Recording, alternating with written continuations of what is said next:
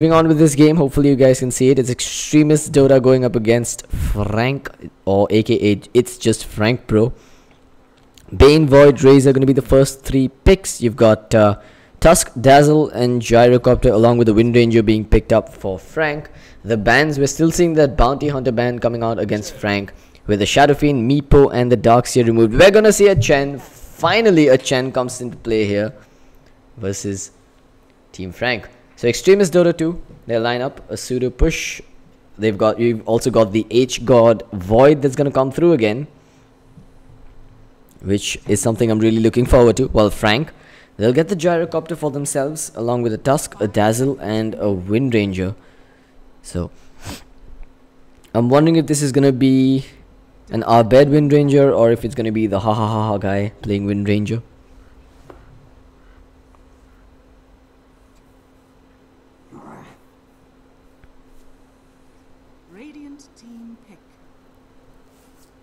So one last pick on the board for either side before we get this show on the road. You've got a Venge band along with a Broodmother band coming out from both sides.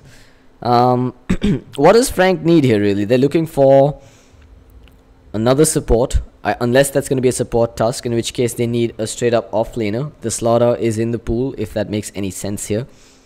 They've also got the opportunity to pick up something like a Silencer to shut down that Void with those blinking Chronospheres. What else could they go for here? Maybe a Phoenix if they want to go that route. An Undying still in the pool as well, so a Tusk and an Undying dual lane is nigh unkillable. And it does work against the Chen, just more creeps to make zombies off.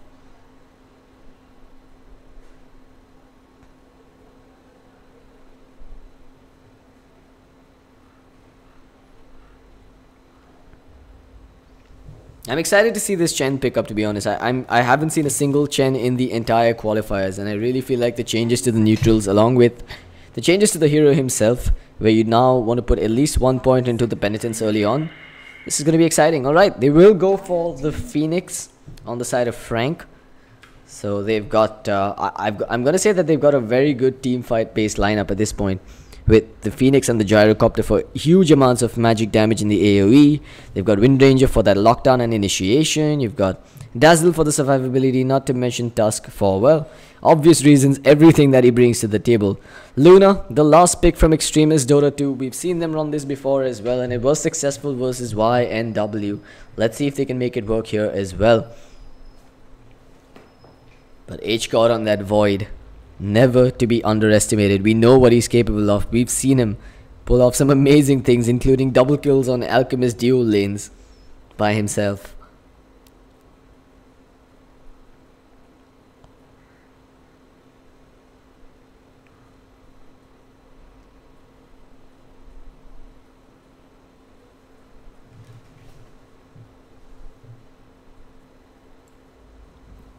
Just waiting to load into the game, guys. I know I'm a little deadbeat right now. It's been a long day and my voice is about to give up on me, but I'm going to try and pull through for these next two games if my internet decides to be a homie and sticks with me. Frank's on the Radiant side. You've got Xtremist on the Dire. Let's start with introductions. Godot handling the Tusk, so that's going to be a support Tusk, I would assume. You've got Zazaza or Ha on the Gyrocopter. Minerva's going to be handling the Dazzle, Arbed on the Wind Ranger, and Bocarino's going to be playing that Phoenix. Meanwhile, for Xtremist, H-God on his signature Faceless Void. You've got Siki on the Razor, Mad on the Chen, Aheb on the Bane Elemental, and of course QZ playing the Luna yet again. Should be a fun game, hoping for an action-packed one. When there's a Chen, there's almost always plenty of early rotations and ganks. He's also started off with a smoke right from the get-go. I resume aggression towards the middle lane. Speaking of aggression, Frank already pops a 5-man smoke. The Icarus dive cancelled with a snowball. Frank knows that they might have goofed that up and they will back away. They don't want to go too deep in. Siki spots out their positions, which means that he's going to get this bottom bounty rune by quite comfortably, while Frank will get themselves the top one.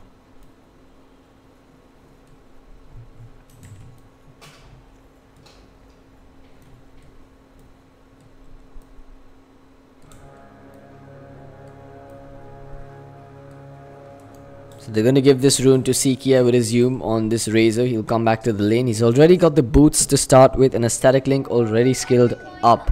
So he'll be playing versus the Wind Ranger, played by Abed, who doesn't have his boots, which means he is susceptible to that damage steal from the static link right from the get-go, which is basically Razor's bread and butter in the lane to help him out last hit or out CS his opponent.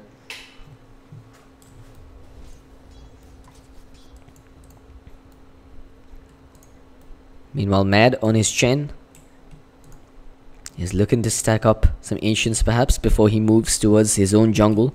Unless he's going to start from here, and yep, he's going to get that Wild Wing Ripper, which will allow him to pressure the middle lane a bit.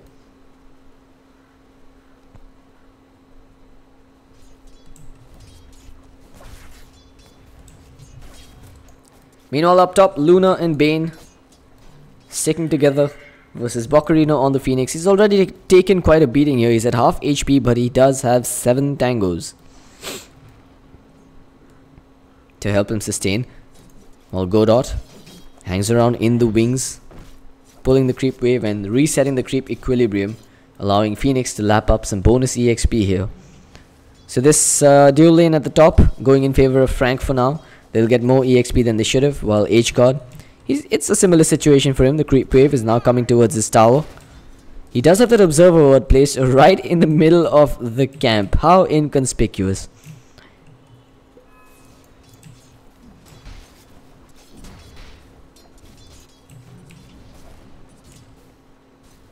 We'll have to wait and watch if the Chen plans to make a rotation elsewhere. Middle lane, the Tornado was used to zone out Abed a little bit. Siki, he's up to 7 CS with 6 on the Wind Ranger. While Chen, he's now picked up a Centaur for himself while stacking another camp. So efficiency is being displayed here by Matt. He's actually stacking both camps simultaneously. That micro skill, Craigasm. But once he's got this Centaur online, I think it's a tool that he could use to pull off a gank, maybe at the top lane. He needs another level though, so that he gets a point in the penitence or the test. Godot, however, knows that Mad's going to be up to these shenanigans. He's going to try and contest his farm a bit with that arcane rune. The only thing he can really do is spam out a snowball. And of course he baits out that Centaur. So neutral creep this early on, it's sort of like a level 2 or 3 creep, which means that you can't really sit in man fight versus the Chen and all his creeps in the early game phase. That's probably where the Chen really excels, bringing an army with him into a lane that should have just been a 2 versus 1 or a 1 versus 1 situation.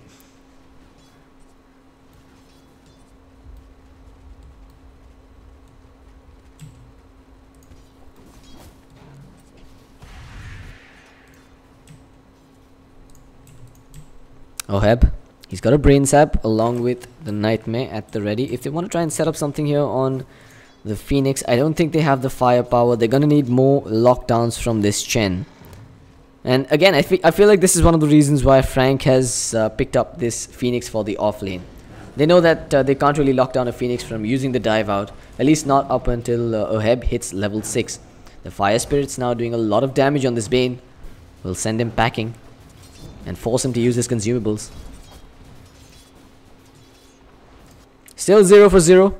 No first blood has been spilled. Our bed's taken a beating at the middle lane, but he's doing really well in the CS department. Still keeping pace with that Razor at 17 for 1. While bottom lane, H-God, his Void is getting some farm as well. He's up to 11 CS in an off lane situation. And he is up to level 4 as well. So he's really having a ball of a time here.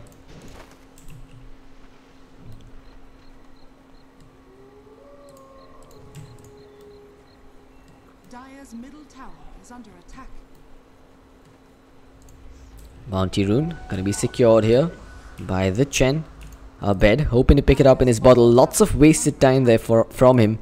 Xtremist really blowing a hole in that middle lane now, allowing Razor to just free farm, and the creep equilibrium is even up his slope.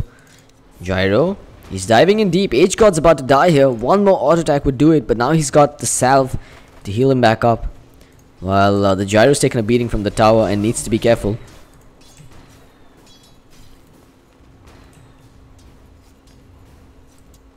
Chen's up to level 3 now, and he does have 2 points in the Holy Persuasion, 1 in the Test of Fate. Top lane, a Nightmare using Bocarino. He's gonna go down. That's first blood. No Icarus dive available for him.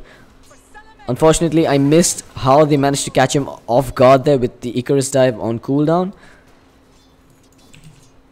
But they did it somehow and they scored a kill. QZ is the one to get that money.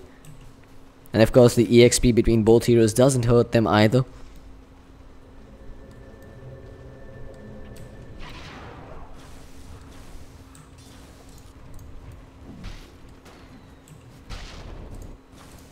Bocarino, that death is definitely going to start hurting now because QZ is going to have a quick treads online.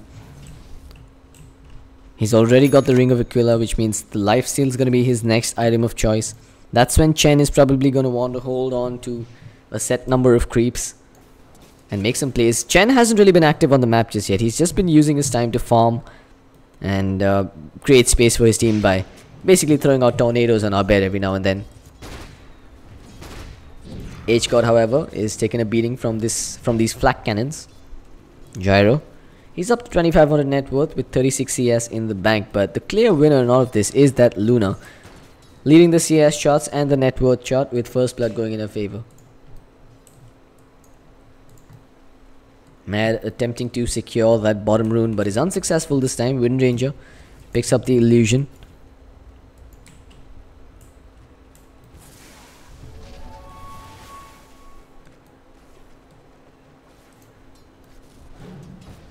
Nightmare being used to set up on Bocarino. They want to bait out his Icarus dive now. They'll start with a few auto attacks. Oh, that's how they did it. Beautiful play, really. Lucent Beam to cancel out the Icarus dive with a mini stun and then finish him off with a brain sap. Brilliant execution there by Xtremist. Another kill scored on the Phoenix. While bottom lane, you've got H-God getting pressured now. Minerva's on one side, Godot on the other, with the Gyro face rushing that tier 1 tower.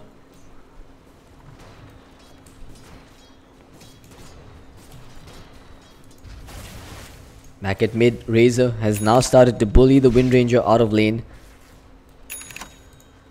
With just 1 point in the static link, 3 points in the plasma field, he's able to control the creep equilibrium quite efficiently to push the wave and secure the runes at will. Abed, does he have any bottle charges available? His bottle's actually flying back on the courier at this time, while Siki has his bottle on him. Chen though, he did show himself up top, but for now, he just comes in to pick up the arcane boost for himself.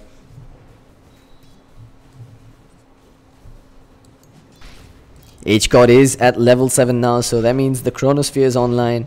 If they want to make a play, they've definitely got the necessary tools for it.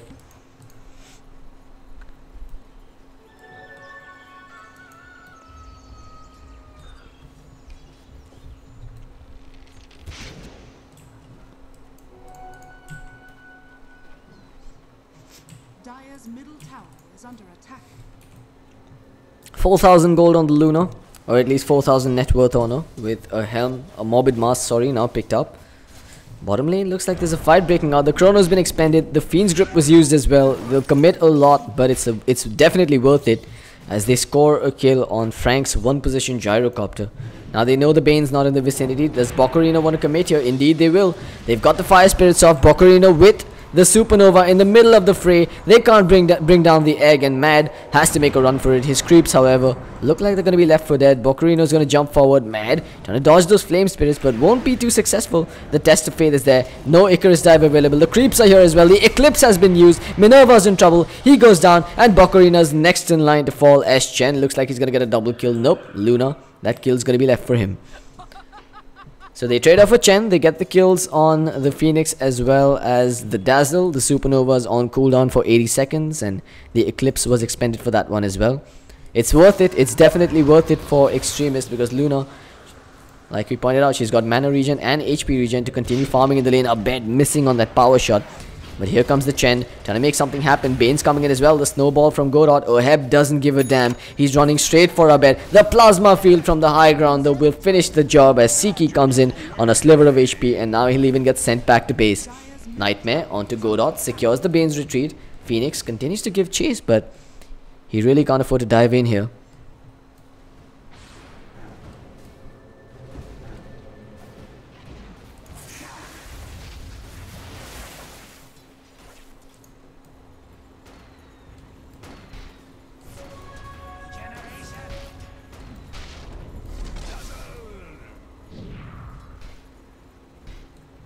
Radiant's middle tower is under attack.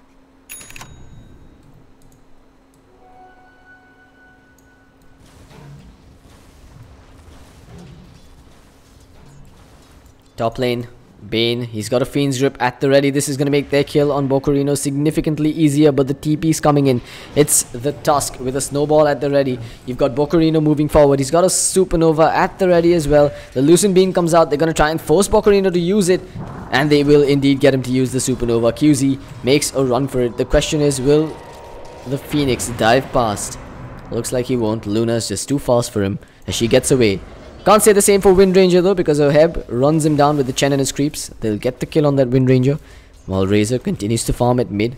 Oheb, H-God still holding his own in this bottom lane. It's surprising that a Solar Void has still managed to defend his tier 1 tower, all by himself here. The one kill on the Gyrocopter has proved to be crucial, and they're gonna turn it into more. H-God jumps in, Minerva's taken down by him alone, and now it's the Gyro who's in trouble. He drops a defensive call down, but is it enough? Phoenix comes in, one more hit would secure the kill. He's still making a run for it. Both H-God and Siki on his trail. And Siki's just gonna go all in with this. He gets himself the double, but he'll forfeit his life as Frank comes in, Abed comes in and gets the killing spree off of him. H-God though, jumping further behind. They need a power shot. Is the Wind Ranger a sniper? No, she isn't. She misses that one. Radiant's middle tower is under QZ comes in though to deter the threat, turning Abed and Bocorino away from this bottom lane. Radiant's But that went okay for Frank. They got the kill on the Razor eventually. Wind Ranger got some much needed money and EXP from that. But Luna still leading the charts, refuses to die, and now continues to farm the enemy jungle, while Chen uses his creep army to take down that top tier 1 tower.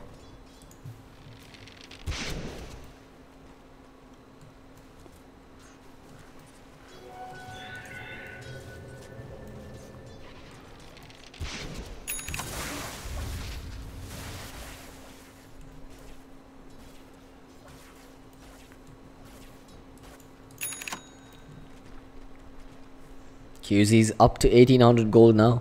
The last time he played Luna, we saw him building a Yasha, then finishing a BKB and coming back for the Manta style. I wouldn't be surprised if he went the similar route this game. The Yasha just adds a lot of value on a hero like the Luna, who's already got inherently high movement speed. And the Manta style, it's the tried and tested build on her. The Glaives and the Manta style, plenty of synergy between those two. Middle lane though, you've got a Supernova expended again, while Razor's trying to make a run for it. There's Abed giving chase. A send back from Mad. Siki dodges the power shot and he gets out to safety. Minerva not going to be so fortunate though. Luna with an Eclipse that's been almost completely whiffed. But it doesn't matter, she got the kill on the Dazzle as Bane did end up dying eventually.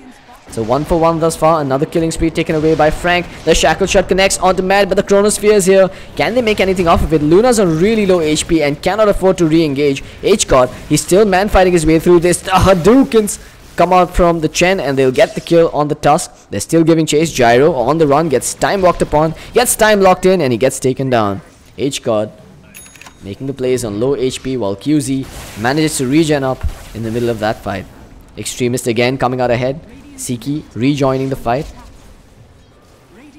And he's almost got a full, but he does have the money for a full Sanjin Yasha now.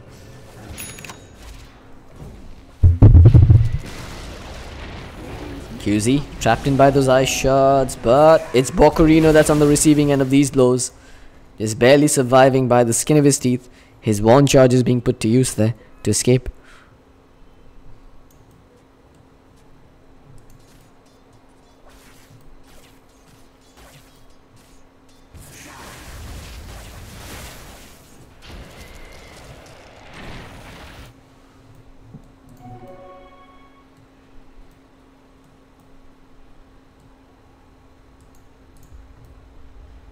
Radiant's bottom tower is under attack.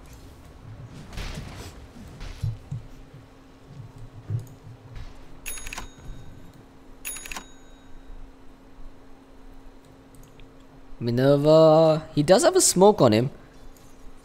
Let's do a quick item check on everyone. Godot is walking around with just his arcane boots. Just pretty much only upgraded boots for everyone.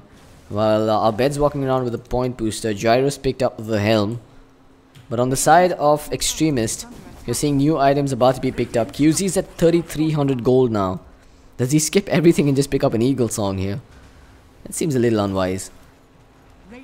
Void gets the kill on the bottom tier 1 tower, bringing H-God closer to his own Aghanim Scepter, or Blink Dagger rather. His usual skill build of, item build has been to pick up a Blink Dagger first and then build into an Ags later on. Call down comes in, the first missile dodged by Oheb's Nightmare. There's the Luna coming in with the Eclipse as well. They're trying to bring down the Supernova.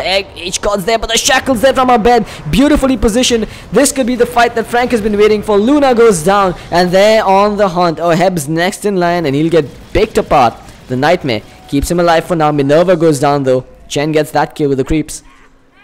As the Bane does indeed drop to the Gyrocopter. 2 for 1. Xtremist losing their crucial Luna. Well, Frank are looking good at this point. They do have a Chronosphere available on H-God, and Razor has now entered the fray. But they're choosing not to commit. H-God, the time walk range now too small for him to initiate using it. But alas, Frank could not take down that tier 1 tower. Xtremist still has every single one of their towers standing for now, while Frank has lost all their tier 1 towers. This is gonna allow offensive moves like this. Siki and H-God moving towards the enemy jungle through the middle lane, where a tier 1 tower should have been.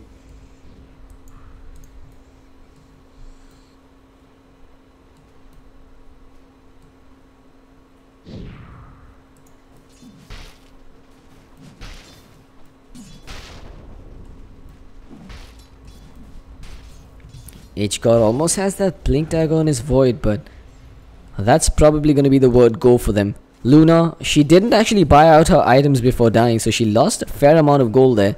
Most of it was unreliable after all. But she is building a BKB as her first item, and she will have it for the next fight.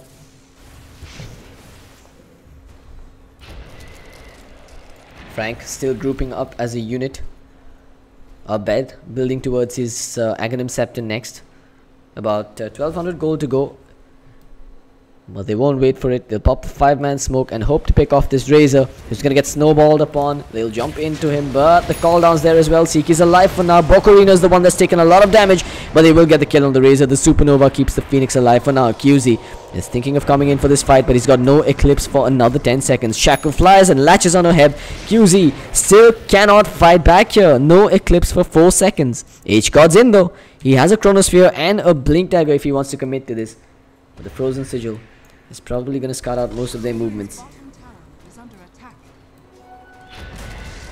That tier 1 tower finally goes down, and Frank, okay then, H-God decides it's time, unveils his Blink Dagger, gets the 2-hero Chronosphere, but no one's died. The Eclipse not doing nearly enough, but they'll finish the Gyrocopter. Godot's on the run, the mech comes out from the Chen as well. H-God still jumping forward. Godot's next on the hit list, and he'll get taken down. Double kill for the Luna. Bokorino jumps away with the Icarus dive, but Minerva has been stopped in his tracks with a Lucent Beam and now a Hadouken to follow it up. H-God time walking, backtracking some of that damage, and then there's a Chen heal on top of it, just for good measure, as QZ walks away the clear victor in that team fight with a triple kill. Xtremist are looking super strong at this moment, 16-7 with a massive team fight just being won. They're pounding away on the tier 2 and they'll get it for free. Radiant structures are fortified. Radiant's middle tower is under attack.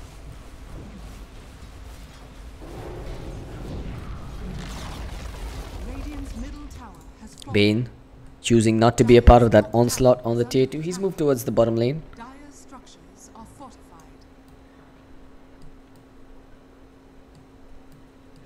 An Arcane Rune going to be secured here for...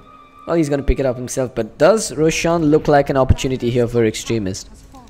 Maybe with the Chen creeps they'll have enough to tank it up, but I don't think they've got the damage output at this point to finish the job. On the flip side though, Frank's got an Aghanim Scepter on our bed, so they could definitely take down Roshan if they win a team fight at this point.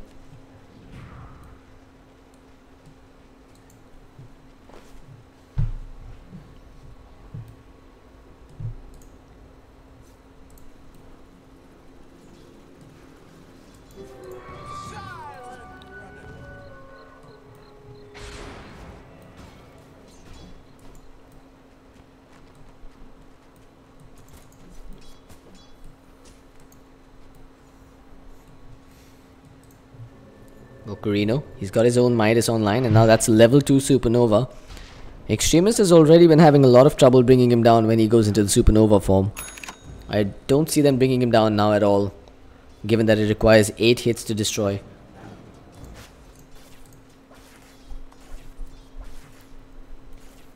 Razor's got a full Sanjin Yasha, and his BKB is not too far out in the distance either. About 1100 gold to go before he gets it. You do see the entirety of Xtremist, well, at least a large part of Xtremist grouping up towards this middle lane. They're going to pop a 4-hero smoke and move towards the rush pit, I would assume. No, they're pinging out the jungle. This observer ward is provided vision on Bokurino. That's probably what they want to kill. But with H-God showing himself at the bottom lane, they'll see this as an opportunity to move into the pit, and with the Chen army, they will make quick work of him. Gyro's still up at the top lane. He can TP down towards his tier 2 and move to the pit, but it's gonna be a while before he gets here. And I'm not even sure that Frank knows this is happening. They probably figure they can't do it without the Void being in the vicinity. But good play from Xtremist, using the Void to distract them on one side of the map, claiming an Aegis for their Luna, who now has a Yasha, a BKB, and that helm. Dire's top tower is under attack. Ancient stacks being prepped for later use by that Gyro, who's picked up a Yasha of his own with that helm. Sorry, with the Morbid Mask. He's got 3000 gold in the bank, so either he's building towards a BKB, or he could finish that Sanjin Yasha and the helm and be a much more fruitful hero for his team in these team fights.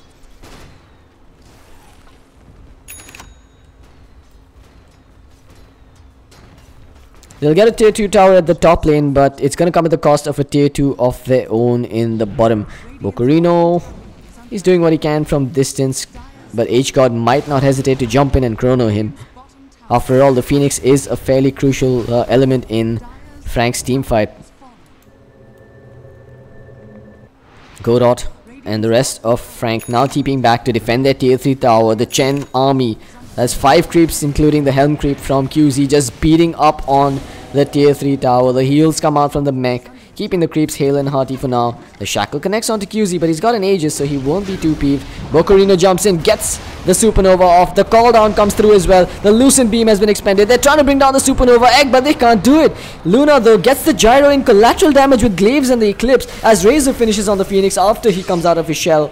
That's H-God now jumping forward. Minerva, they're hoping for a time lock on him, and they'll get it as well. They'll put him to sleep, and they'll finish the job just outside the fountain. Triple kill for Siki. The Raxes are being taken down, and Xtremists are one step away from qualifying for the SEA qualifiers for the majors. Frank are on their last limbs here. They're about to lose a second set of Raxes. They're gonna need to buy back on that Dazzle and maybe wait for the respawn on the Gyrocopter before they can defend this.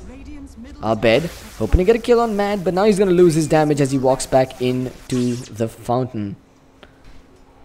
Xtremist, they might have lost their opportunity in the first qualifiers versus Mineski X, but so far they've been undefeated throughout the SEA Open Qualifier number 2, and they are looking solid to take a victory here and cruise through to the main event, or rather the qualifier for the main event. But Frank's not tapping out just yet. They're gonna play from 2 Raxes behind. It's the only thing that they can do at this point. They have a Blink as well as an Aghanim Scepter on our bed, and I mean a lot of Frank's success depends on Xtremist throwing and getting caught off by themselves. Siki's walking around alone near the enemy secret shop. It's a bold maneuver, but one that'll go unpunished for now, and he walks away with a lot more HP in the form of that Reaver.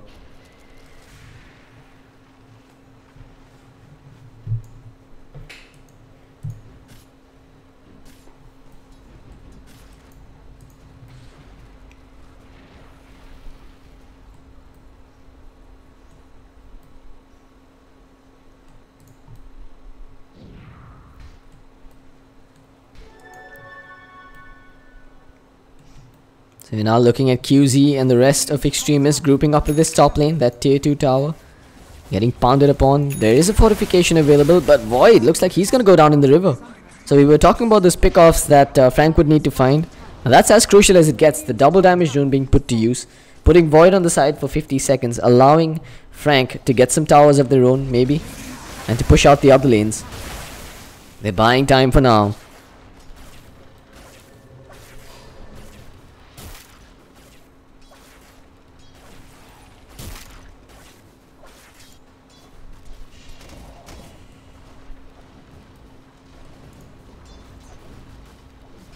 But not too much of a threat for Xtremist, really.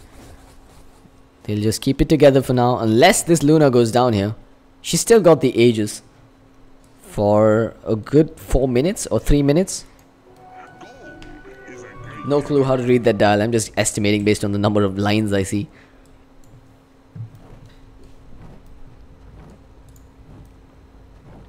You've got an Aghanim Scepter picked up on the Chen, and now he's walking around with dragons and golems.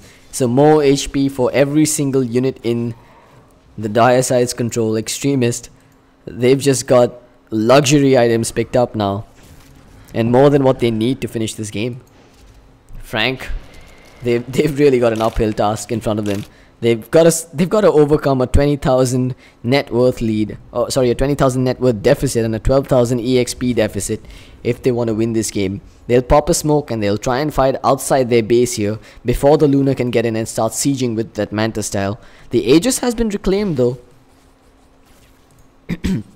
Which means that we might see her moving into the secret shop to pick up that Eagle Song.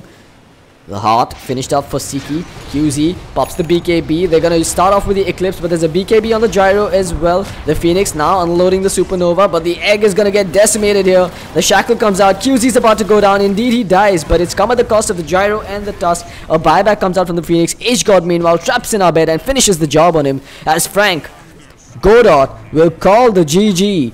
Congratulations to Team Xtremist. They found themselves an undefeated road into the qualifiers, or the Southeast Asian qualifiers for the Shanghai Majors. What an epic day it's been today, and really what a heartbreaking ending for Frank. They've made it this far, but Xtremist just too high of an obstacle to overcome. What an amazing day it's been. I've really had a blast casting these games for you. I hope you guys have enjoyed as much as I have watching these matches. Of course, if you have, I've said it time and again, please do hit the follow button down below on the stream. If you're feeling generous, hit the subscribe button as well, and of course like, share and do